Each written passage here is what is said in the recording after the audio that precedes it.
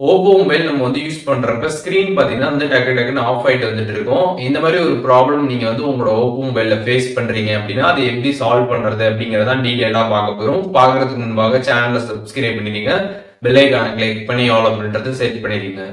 வீடியோக்குள்ள போலாம். ஓப்போ மொபைலில் இருக்கக்கூடிய செட்டிங்ஸ் ஆப் வந்து ஓப்பன் பண்ணிடுங்க. ஓப்பன் பண்ணிட்டு அதில் வந்து கீழே ஸ்க்ரால் பண்ணி வந்தீங்க அப்படின்னா அதில் வந்து டிஸ்பிளே அண்ட் பிரைட்னஸ் அப்படின்னு ஒரு ஆப்ஷன் இருக்கும். அந்த ஆப்ஷன் கிளிக் பண்ணி கீழே ஸ்க்ரால் பண்ணிங்கன்னா அதில் ஆட்டோ ஸ்க்ரீன் ஆஃப் அப்படின்றது வந்து இருக்கும். அதை கிளிக் பண்ணிடுங்க. இதில் வந்து ரொம்பவே கம்மியான டைம் வந்து செலக்ட் ஆயிருந்துச்சு அப்படின்னா உங்களுக்கு அந்த டைமுக்குள்ளே பார்த்தீங்கன்னா ஸ்க்ரீன் வந்து டக்குன்னு ஆஃப் ஆகிட்டே வந்துட்டு இருக்கும்.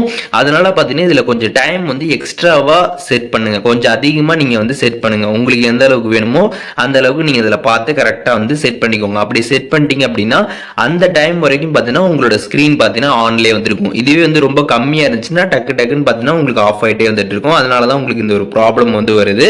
அதனால இந்த ஆட்டோ ஸ்க்ரீன் ஆஃப்ல இதில் செட்டிங்ஸில் போயிட்டு நீங்கள் வந்து டைம் கொஞ்சம் எக்ஸ்ட்ரா வச்சிட்டிங்கன்னா டக்குன்னு ஆஃப் ஆகக்கூடிய அந்த ஒரு ப்ராப்ளம் பார்த்தீங்கன்னா நீங்கள் வந்து சால்வ் பண்ணிக்க முடியும். ஸோ இப்போ ஓப்போ மொபைலில் இந்த மொபைல் ஸ்க்ரீன் ஆஃப் ஆகக்கூடிய ப்ராப்ளம் எப்படி சால்வ் பண்ணுறது அப்படிங்கிறதுக்கான டீட்டெயில்ஸ் தெரிஞ்சிருப்பீங்க. இதில் எதுவும் டவுட் இருந்துச்சுன்னா கண்டிப்பாக கமெண்ட்ஸில் மென்ஷன் பண்ணுங்கள். நான் எல்லாருக்குமே ரிப்ளை பண்ணுறேன்.